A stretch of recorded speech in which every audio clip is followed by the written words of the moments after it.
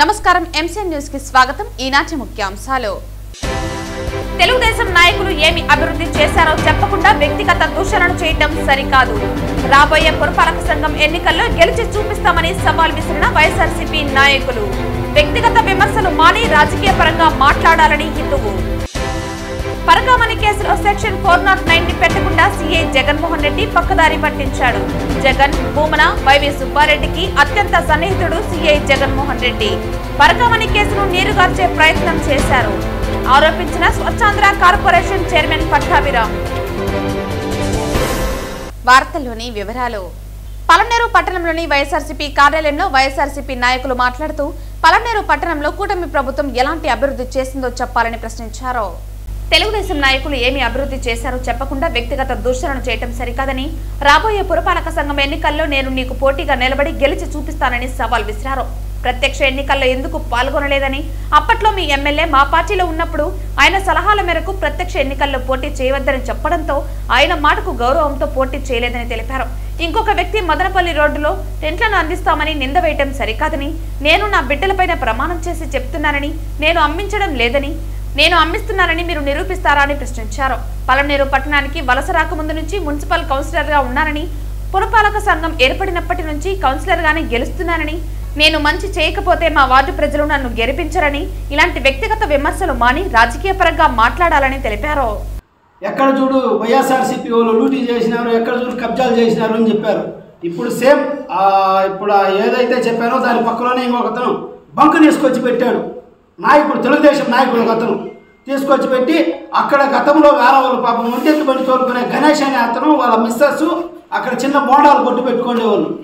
వాళ్ళకి నేనేదో డబ్బులు ఇచ్చినా, నేను వాళ్ళ దగ్గర తీసుకున్నానని చెప్పి ఇప్పుడు ఒక నాయకుడు అక్కడ పెట్టినాడు. ఈ విధంగా వీళ్ళు కబ్జాలు చేసుకొని పోతున్నారు. ఇంకొక నాయకుడేమో వైఎస్ఆర్సీపీ వాళ్ళంతా కబ్జాలు చేసినారు అది ఇది అన్నారు. అంగన్వాడీ స్కూల్కి ఇచ్చినటువంటి ప్లేస్లో 4 అంతస్తుల బిల్డింగ్ కట్టి నువ్వు ఈరోజు నీతి మాటలు చెప్తా ఉంటే ఇది ఎంతవరకు సబబు? సామెత ఆ విధంగా ఉంది. నువ్వు చేసిన తప్పులు నువ్వుదని నువ్వు ఈరోజు 4 అంతస్తుల బిల్డింగ్ కట్టుకొని దాని కోర్టులో పోయి స్టే తెచ్చుకొని మాట్లాడతావంటే ఇదంతా సభ్యత సంస్కారంగా ఉండదు. దయచేసి మాట్లాడే ముందు మంచి చెడ్డ ఏమి అనేది తెలుసుకొని మాట్లాడాలా. ఈ ఊరికే రెచ్చగొట్టుకొని ఊరికే అది ఇది మాట్లాడుకుంటా పోతే దానివల్ల ప్రయోజనం లేదు. అందరూ కలిసి ఇప్పుడు మా ప్రభుత్వంలో ఏమీ చేయలేదంట. ఇప్పుడు మా వాళ్ళు చెప్తారు మా ప్రభుత్వంలో ఏమి చేసినాము ఏం చేయలేదని మా వాళ్ళు చెప్తారు. ఇప్పుడు మీ ప్రభుత్వం వచ్చి దాదాపు 2 సంవత్సరాలు కావస్తా ఉంది దగ్గర. మీరేం చేశారో చెప్పండి. ఏం చేయాలో మేము చేయలేదు కదా, మీరేం చేసినారు, మీరేం చేస్తారో అది చెప్పండి. అభివృద్ధి చేసే దాంట్లో పోవాలి కానీ ఊరికి అనవసరంగా ఛాలెంజ్లు చేసుకొని ఒకరి గురించి ఒకరు విమర్శించుకొని ఏది సభ్యతగా ఉండదు. దయచేసి గమనించి మీరు ఇవి మానుకుంటే చాలా మంచిది.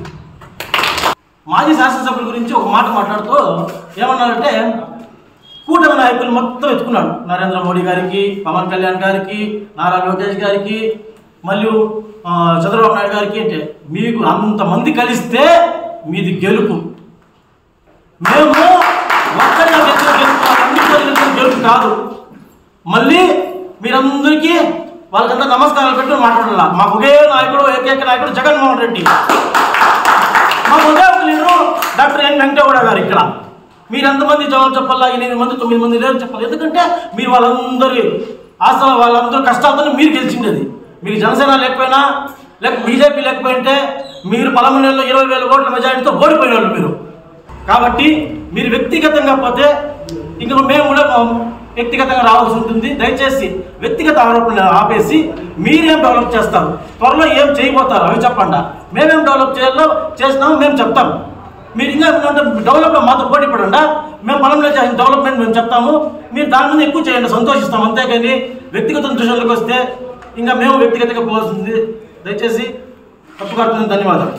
అనవసరంగా ఏదంటే అది మాట్లాడటము, అనవసరంగా నోరెత్తిగా దాన్ని పారేసుకోవడము, ఇష్టం వచ్చినట్టు మాట్లాడటము అయినా తప్పేలే. ఎందుకంటే అమరన్న ఇక్కడ ఉన్న మా పార్టీలో ఉన్నప్పుడు అక్కడ ఇది జరిగింది. ఇక్కడ పోస్ట్ ఆఫీస్ ఇన్సిడెంట్ జరిగినప్పుడు అమరన్న ఏం సంబంధించినావో అందరికీ తెలుసు.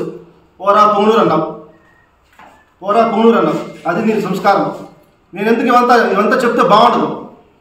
ఇంకోటి మీసాలకి పెయింట్ కొట్టుకుని చెప్తాను. నాకుంది నేను కొట్టుకుంటా, నాకుంది నేను కొట్టుకుంటా. నీకు నువ్వు కొట్టుకో, నీకు లేదని చెప్పి నువ్వు బాధపడి నేనేం చేద్దాం కొడుతుంది. నీ లిమిట్లోనే ఉండు, నా లిమిట్లోనే ఉంటా. రాజకీయం చేద్దాం, పర్సనల్గా వద్దు. ఇంకోసారి పర్సనల్గా పోదామంటే ఇంకా నాకు చాలా ఉన్నాయి, నేను పోతాను. దానిపై నీ ఇష్టం. మదనపల్లి రోడ్డు గురించి చెప్పినావు. నేను మద్యం అమ్ముతా, గంజాయి అమ్ముతా, కానీ నేను ప్రమాణం చేస్తా, నా బిడ్డ మీద ప్రమాణం చేస్తా. నేను ఎక్కడన్నా కానీ ఎవరికైనా కానీ ఒక గంజాయి అమ్మినా కానీ మద్యం అమ్మినా కానీ ఎక్కడ చెప్పమని చెప్పు. అవన్నీ అమ్మేమంటే ఎవరు ఓట్లు వేయరండి జనాలు. 3 సార్లు నన్ను గెలిపించారు. స్థిరంగా ఒకే పార్టీలో ఉంటా, స్థిరంగా ఒకే వార్డులోనే ఉంటా. ఆడో వాడు ఈడో వాడు పోలా. నేను గంజాయి అమ్మి కూడా నిన్నా ఆ వీధిలో ఉండే వాళ్ళు గంజాయి అమ్ముతారు, టెట్రా ప్యాకెట్లు అమ్ముతానని చెప్తావు. మదనపల్లిలో ఉండేవాడిని టెట్రా ప్యాకెట్లు అమ్మే వల్ల వాడిన ప్రజలు 3 నెలల ఎలక్షన్ పోతావు కదా, బిస్కెట్ ప్యాకెట్ ఇస్తాను, మీకు బిస్కెట్ ప్యాకెట్ ఇస్తాను. ఏమని నోరు ఉందని ఏముంటుంది మాట్లాడద్దండి. వ్యక్తిగతంగా మాట్లాడితే మనం మేము వ్యక్తిగతంగా మాట్లాడాల్సి వస్తుంది. నీ పార్టీ ఏదో దాన్ని చెప్పి నీ స్టాండ్ ఏమో ఆ స్టాండ్ మీద నిలబడు. నా స్టాండ్ మీద నిలబడతా. అంతేగాని వ్యక్తిగతంగా మాట్లాడేది మానుకోండి. అదే పని మళ్ళీ అక్రమ కేసులు పెట్టేది వార్డులో, మా వార్డులో రౌడీ షీటర్లు పెట్టేది, బెదిరించేది, రెడ్ బుక్ రాజ్యాంగం నడిపించేది ఎన్ని రోజులు నడుస్తుందన్నా? 2 నెలలు 3 నెలలు. మళ్ళీ తర్వాత సేమ్ సీన్ రిపీట్ మళ్ళీ. దయచేసి ఇప్పుడైనా ఫుల్ స్టాప్ పెట్టి, గవర్నమెంట్ ఉంది, 2 సంవత్సరాలు అయిపోయింది, 3 సంవత్సరాలు ఉంది, మున్సిపాలిటీ వస్తుందని మీరే చెప్తున్నారు. దానికి ఏం చేయాలా? మీరు నేను మాట్లాడే వల్ల నష్టపోయే ప్రజలు మనం ఏం న్యాయం చేయాలనేది ఆలోచన చేసి ఒక ఫిక్స్ చేసుకోండి. డబ్బులు తెచ్చేది పైనుంచి మీ గవర్నమెంట్ డబ్బులు తెచ్చి అభివృద్ధి చేసి చూడండి. వ్యక్తిగత విమర్శించడం మీకు వచ్చేది ఏం లేదు. ఎంటర్టైన్మెంట్ తప్పించే ఏమి రాదు. మాట్లాడేటప్పుడు ఆలోచించి మాట్లాడండి, వ్యక్తిగతంగా పోవద్దండి. ఒకడు కింద పడిపోతాడు అంటాడు, ఒకడు కాలు సంఘం ఉందంటాడు, ఇంకొక ఆయన మీద వీడియోలు పెట్టి బ్లాక్మెయిల్ చేస్తారు, కాళ్ళు ఇచ్చేస్తారంట, ఇంకొక ఆయన బ్లాక్మెయిల్ చేస్తారు. ఏం మీరైనా బ్లాక్మెయిల్? మాకు తెలియదు బ్లాక్మెయిల్లో, మా దగ్గర కూడా ఉంటాయి వీడియోలు. దయచేసి చెప్తాను మీకు అందరికీ, వ్యక్తిగతంగా పోవద్దండి, అభివృద్ధి పైన పోండి. మీరు ఇప్పుడు మేము చేసింది మా చైర్మన్ చెప్తాడు, లేదంటే మా ఎక్స్ మార్కెట్ కమిటీ పదాలు చెప్తాడు. ఈరోజు మా ఎమ్మెల్యే గారు, మాజీ ఎమ్మెల్యే గారు ఏమేమి అభివృద్ధి చేస్తామో ఆయన చెప్తాడు. ఇప్పుడు మీరు ఏం చేస్తారు? చేయండి, మీకు అధికారం ఇచ్చినారు కదా. ఇప్పుడు కూటమి ప్రభుత్వం మీరు ఏం చెప్తే నరేంద్ర మోడీ శాంక్షన్ చేస్తాడు. ఏం ప్రత్యేక హోదా తీసుకోమే? ఆ యోగ్యత లేదా మీకు? ప్రత్యేక హోదా తీసుకొచ్చే యోగ్యత లేదా? ప్రత్యేక హోదాకు మీ దగ్గర ఎంపీలు లేరా? మాట్లాడాలంటే చాలా ఉంది. నేను ఇప్పుడు కూడా చెప్తాను, మీరునే సంబోధిస్తుంటా. నువ్వు ఇది మాట్లాడద్దండి, దయచేసి మీరు అభివృద్ధి పైన మాట్లాడండి. నాకు ఈ అవకాశం ఇచ్చిన మా కుటుంబ సభ్యులందరూ ఎందుకు చెప్తున్నామంటే, మనము ప్రజలు మనకు మ్యాండేట్ ఇచ్చిన తర్వాత అభివృద్ధి చేయడానికి పోటీ పడాలి.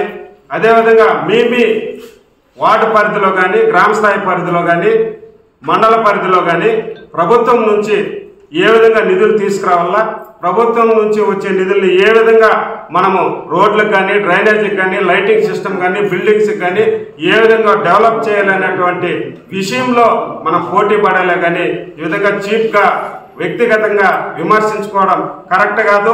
దయచేసి వీటినన్నింటినీ కూడా పక్కన పెట్టి మీరు అభివృద్ధి పదంలో పోటీ పడాలని మీకు అందరికి కూడా కోరుకుంటూ నాకు ఈ అవకాశం ఇచ్చినందుకు అందరికీ ధన్యవాదాలు. ఎవరికి ఇంటి జాగాలు ఆన్లైన్లో అప్లై చేస్తే నైనా నేను 20 ఏళ్ళుగా గంటా ఊరిలో కాంగ్రెస్ ప్రభుత్వం ఇప్పుడు నుంచి ఎన్ని ఇళ్ళు ఇచ్చినారు? మొత్తం 20 ఏళ్ళ చరిత్ర ఇది ఉండాలి నైనా. కానీ ఎన్ని ఇళ్ళు ఉన్నాయి పేరుతో సహా ఇస్తాను. మీరు ఎత్తుని ఎంక్వైరీ చేయండి. జాఫర్ బంధువులు కానీ, జాఫర్ అనుకున్నాడంటే కానీ మీరు ఏం చెప్తా దాన్ని కట్టి నేను సిద్ధం. ఈ పొద్దు నిన్న మీటింగ్ ప్రెస్ మీట్ పెట్టేసిపోయినావు, బాగా మాట్లాడిన ఫోన్ అనేసి ఉంటే అప్పుడే నిన్న పోయి జాగాలు కొలిచిస్తా ఉంటాం.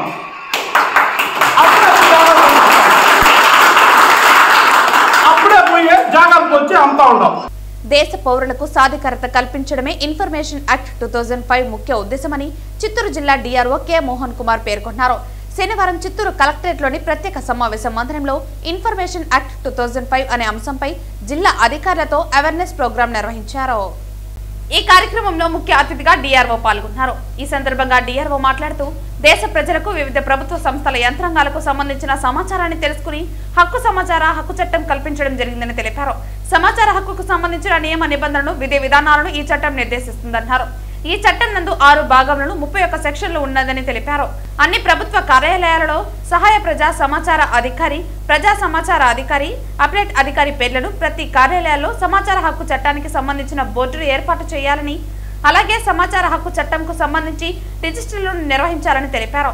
గతంలో లేకపోయినా ఇప్పటి నుంచి అయినా కార్యాలయం నందు బోర్డులను, రిజిస్టర్లను పక్కాగా నిర్వహించేలా చూడాలని ఆదేశించారు. అనంతరం రిటైర్డ్ తహసీల్దార్ రఘుపతి మాట్లాడుతూ సమాచార హక్కు చట్టం 2005 కింద ఎవరైనా ఏదైనా అడగవచ్చునని, దానికి సంబంధించి 5 రోజులలో వివరణ ఇవ్వాలని తెలిపారు. ప్రభుత్వ కార్యాలయాలు మరియు ప్రభుత్వ నియంత్రణలు గల కార్యాలయాలు సెక్షన్ 2 పరిధిలోకి వస్తాయని తెలిపారు. సమాచారం హక్కు చట్టం అనగా రికార్డులు, పత్రాలు, అభిప్రాయాలు, సలహాలు, ఉత్తర్వులు, డేటా అమలులో ఉన్న మరి చట్టం ప్రకారం ప్రభుత్వ యంత్రాంగం సంపాదించదగిన ఏ ప్రైవేటు సంస్థకు సంబంధించిన సమాచారమైన సెక్షన్ 2F కింద వస్తుందని తెలిపారు. పౌర సమాచార అధికారి నుండి నిర్ణీత సమయంలో సమాచారం అందని మరియు పౌర సమాచార అధికారి తీసుకునే నిర్ణయంతో అసంతృప్తి చెందిన వారు ఈ కాల పరిమితి ముగింపు తర్వాత లేక నిర్ణయం అందిన 30 రోజులలో సదరు పౌర సమాచార అధికారికి యంత్రంలో సీనియర్ హోదాలో ఉన్న అధికారికి మొదటి అప్పీల్ను సెక్షన్ 19(1) కింద అప్పీల్ను సమర్పించుకోవచ్చని తెలిపారు. ఈ కార్యక్రమంలో జిల్లా అధికారులు, ఎంఆర్ఓలు, సమాచార హక్కు చట్టం 2005 చూస్తున్న అధికారులు తదితరులు పాల్గొన్నారు. సమాచార హక్కు చట్టం 2005 సంబంధించి రాష్ట్ర సమాచార కమిషన్ 20 సంవత్సరాలు అయింది. మనం ఈ చట్టం వచ్చింది, ఇంప్లిమెంట్ జరుగుతూ ఉంది. దీని సందర్భంగా ఒక సెలబ్రేషన్ వాతావరణంలో ఈ కార్యక్రమాన్ని చేసుకుంటూ, రెండవది ప్రజల్ని కూడా దీంట్లో ఈ చట్టం యొక్క ఆవశ్యకతని మరొకసారి పబ్లిక్ అవేర్నెస్ క్యాంపెయిన్ లాగా మళ్ళీ తెలియజేయాలన్న ఉద్దేశంతో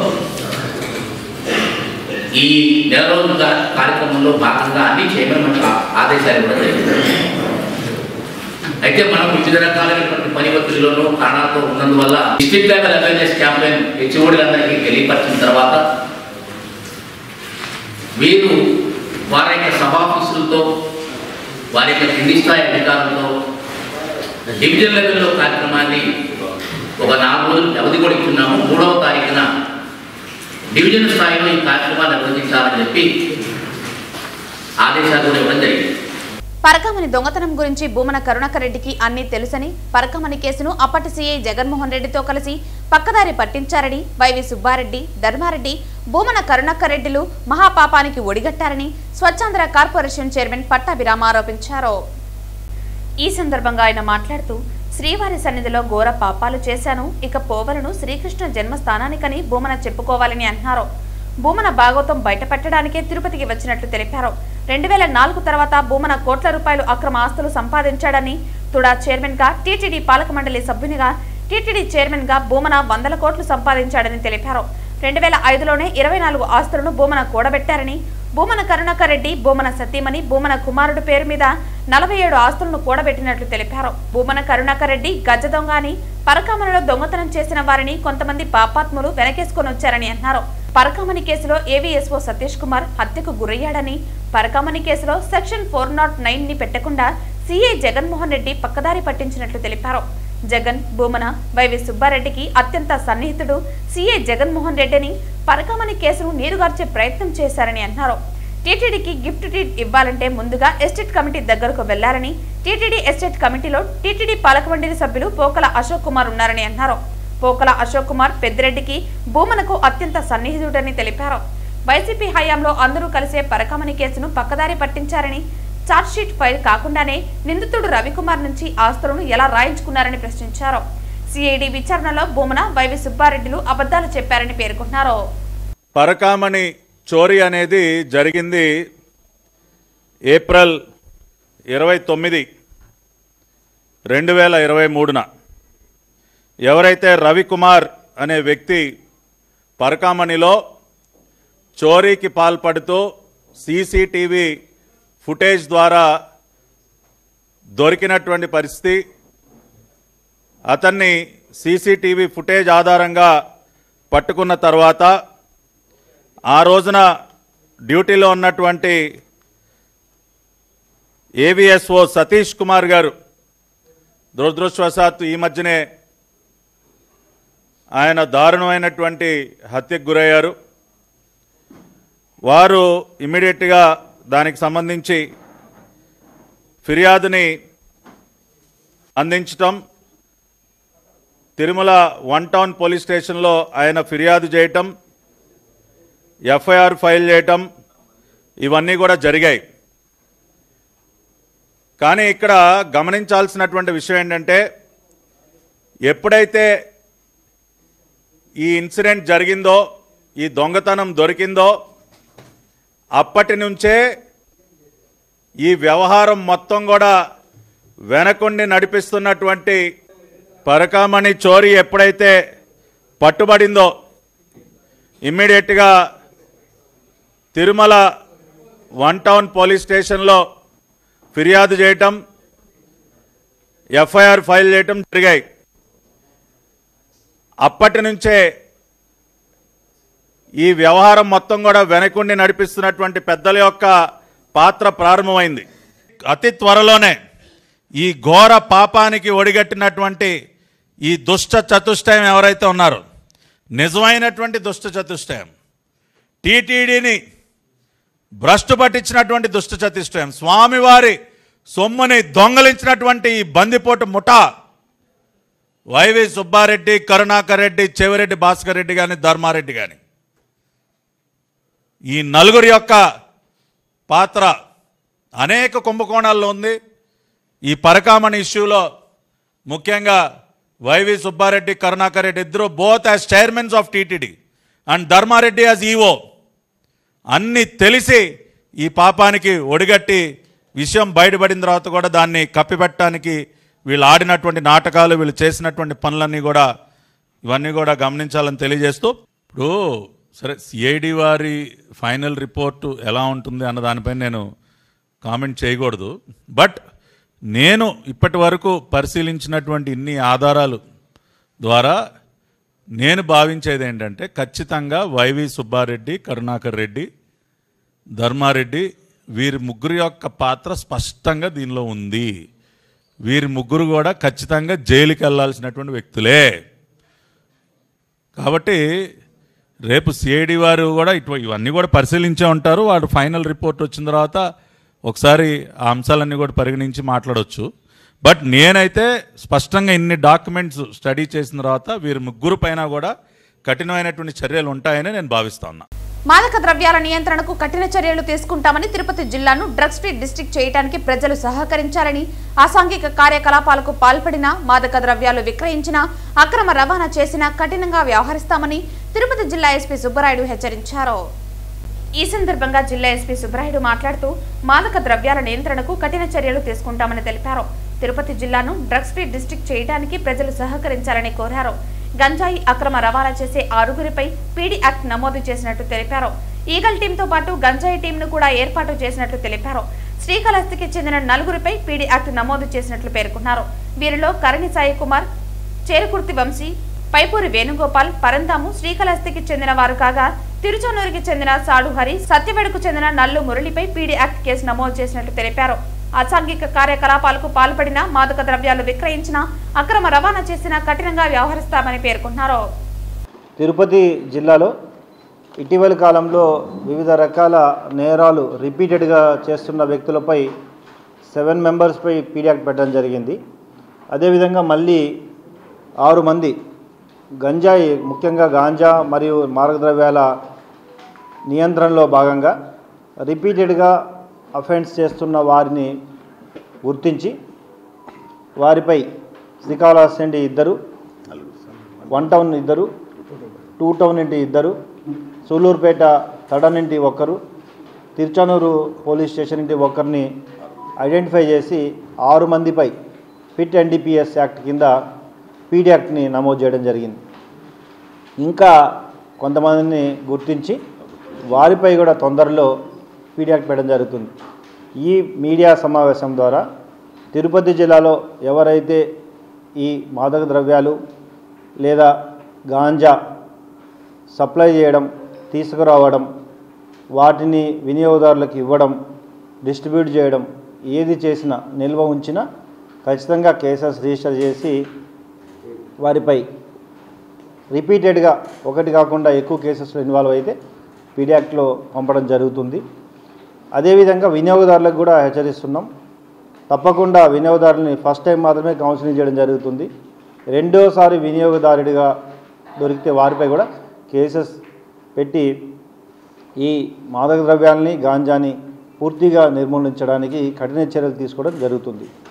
ముఖ్యంగా మీడియా ద్వారా ఇటు అనవసరంగా కొంతమంది వ్యక్తులు ప్రలోభాలకి గురి చేసి గాంజాకి అలవాటు చేస్తే వారిపై కఠిన చర్యలు తీసుకొని వారి భవిష్యత్తు అంధకారంలోకి వెళ్తుంది. కాబట్టి ఇటువంటి సమాచారం ఏదైనా ఉంటే 112 కానీ లేదా టోల్ ఫ్రీ నెంబర్ కానీ లేదా పోలీస్ వారికి కానీ తెలియజేస్తే తప్పకుండా వారి వివరాలు గోప్యంగా ఉంచి చర్యలు తీసుకోవడం జరుగుతుంది. కాబట్టి తిరుపతి జిల్లాని drug free and ganja free జిల్లాగా ఏర్పాటు చేయడానికి ప్రజలు, మీడియా అందరూ సహకరించాలని కోరుకుంటున్నా. ఈ మీడియాలో ఈ ప్రెస్ మీట్లో పీడీ యాక్ట్ నమోదు చేయడానికి ముఖ్యంగా టోటల్ ఓవరాల్గా కోఆర్డినేట్ చేసిన additional SP law and order, DSP Srikalahasti, DSP Naidupeta, inspector Sullurpeta and Tiruchanur వీళ్ళందరికీ కూడా నేను అభినందిస్తున్నాను. Thank you. శ్రీ వెంకటేశ్వర స్వామి కొలువైన తిరుపతి క్షేత్రంలో అడుగడుగున భక్తిభావం పెంపొందించాలన్న సంకల్పంతో స్థానిక భజన మండలి కళాకారులు శ్రీవారికి ఎంతో ఇష్టమైన ప్రతి శనివారం రోజున నగర సంకీర్తన చేస్తున్నారు. 100 మందికి పైగా భజన మండలి కళాకారులు ప్రతి శనివారం ఉదయం 5 గంటలకి సాంప్రదాయ వస్త్రాలతో నుదిటిపైన గోవింద నామాలతో స్థానిక గోవిందరాజస్వామి ఆలయం వద్దకు చేరుకుంటున్నారు. అక్కడి నుంచి మేళ తాళాలు, మంగళ వాయిద్యాల నడుమ తిరువీధులలో నగర సంకీర్తన చేస్తూ నగరంలో ఆధ్యాత్మిక శోభను తీసుకువస్తున్నారు. వీరి భక్తి భావానికి అటు భక్తులు, ఇటు స్థానికులు సంతోషం వ్యక్తం చేస్తున్నారు. స్వచ్ఛందంగా నగర సంకీర్తనలో పాల్గొని పరవశించిపోతున్నారు. ఈ కార్యక్రమంలో నగర సంకీర్తన మండలి సభ్యులు గుండాల గోపీనాథ్, వాసుదేవరెడ్డి, రాజశేఖర్ రెడ్డి, కొండే చెంగారెడ్డి, మునినాథరెడ్డి తదితరులు పాల్గొన్నారు. జై శ్రీరామ్, జై జై శ్రీరామ్. యథావిధిగా నిరంతర దైవనామ సంకీర్తనలో భాగంగా మార్గశిర మాసం మొదటి శనివారం తిరుపతి నగర సంకీర్తన సమితి తరపున అత్యంత భక్తి శ్రద్ధలతో, ఆనందోత్సాహాలతో ఈ పండుగ నెలలో ప్రతిరోజు శ్రీవారి నామ సంకీర్తన చేయటం మన యొక్క సాంప్రదాయము, సదాచారము, మన సంస్కృతిలో ఒక భాగము. అందులో భాగంగా ఈరోజు ఈ గోవిందరాజస్వామి తిరుమాడ వీధులలో నగర సంకీర్తన భక్తులందరూ కూడా ఈ కార్యక్రమాన్ని పూర్తి చేయటం జరిగింది. ఈ యొక్క మార్గశిర మాసంలో శనివారము ఈ యొక్క బ్రహ్మ ముహూర్తంలో ఎవరైతే హరినామ సంకీర్తన చేస్తారో వాళ్లకు జన్మ జన్మల పుణ్యము, భగవంతుని యొక్క ఆశీస్సులు ఉంటుంది. ఈ అవకాశాన్ని నగర ప్రజలందరూ కూడా చక్కగా సద్వినియోగం చేసుకోవాలని కమిటీ ఆధ్వర్యంలో జరుగుతున్న ప్రతి శనివారము ఆ సాక్షాత్తు కలియుగ వెంకటేశ్వర స్వామి నామాన్ని స్మరిస్తూ తెల్లవార వేకువజామ 5 గంటల నుంచి 7 గంటల వరకు భక్తి పరవశంతో తిరుపతి మాడవీధుల్లో భక్తి ఆలకించుతూ పరవశిస్తూ భక్తులను సదా మేలుకొలుపుతూ జరుగుతున్న ఈ నగర సంకీర్తన కార్యక్రమానికి అందరూ తిరుపతి ప్రజలు అందరూ పాల్గొని తన నిత్యము దేవుడు భక్తిని తెలియపరుస్తూ జనాలకు మన దేవుడు కలియుగ ప్రత్యక్ష దైవమైన ఆశీర్వాదాన్ని నిరంతరం అందిస్తున్న ఈ నగర సంకీర్తన కమిటీకి ధన్యవాదాలు తెలుపుతూ మన గోపీనాథ్ గారు ఆధ్వర్యంలో నిత్య అన్నప్రసాదాలు పంపిణీ, ఆ దైవానికి ఆ అన్నమయ్యలాగా ఇతను సేవ నిరంతరం చేస్తూ ఈ నగర సంకీర్తనాన్ని దిగ్విజయం చేస్తున్న గోపీనాథ్ గారికి ఆరోగ్య ఐశ్వర్య భాగ్యాలను కలగజేయాలని కోరుకుంటూ ఇట్లు ఈరోజు మహా అద్భుతం, మహాభాగ్యం. నాయన అనుకున్నటువంటి వరం ఇచ్చినటువంటి ఈరోజు శనివారం అట ఈ 2 సంవత్సరాలుగా ఉండాల గోపీనాథ్ ఆధ్వర్యంలో జరిగేటువంటి ఈ మహా భజన కార్యక్రమంలో అందరూ పాల్గొంటున్నారు. తిరుపతి ప్రజలందరూ వస్తున్నారు. ఇంకా రావాలి. ఇటువంటి అవకాశాన్ని వినియోగించుకొని అందరూ ఆయురారోగ్యాలతో ఉండాలని మనవి చేసుకుంటున్నాము. గోవింద నారాయణ ఓం నమో వెంకటేశాయ. వార్తలు ముగించే ముందు ముఖ్యాంశాలు మరోసారి. తెలుగుదేశం నాయకులు ఏమి అభివృద్ధి చేశారో చెప్పకుండా వ్యక్తిగత దూషణలు చేయడం సరికాదు. రాబోయే పురపాలక సంఘం ఎన్నికల్లో గెలిచి చూపిస్తామని సవాల్ విసిరిన వైఎస్ఆర్సీపీ నాయకులు. వ్యక్తిగత విమర్శలు మాని రాజకీయ పరంగా మాట్లాడాలని హితవు. పరకామణి కేసులో సెక్షన్ 409 ని పెట్టకుండా సీఐ జగన్మోహన్ రెడ్డి పక్కదారి పట్టించాడు. జగన్, భూమన, వైవి సుబ్బారెడ్డికి అత్యంత సన్నిహితుడు సీఐ జగన్మోహన్ రెడ్డి. పరకామణి కేసును నీరుగార్చే ప్రయత్నం చేశారు ఆరోపించిన స్వచ్ఛాంధ్ర కార్పొరేషన్ చైర్మన్ పట్టాభిరామ్. ఈ వార్తలు ఇంతటితో సమాప్తం. తిరిగి వార్తల్లో మళ్ళీ కలుద్దాం. అంతవరకు సెలవు. నమస్కారం.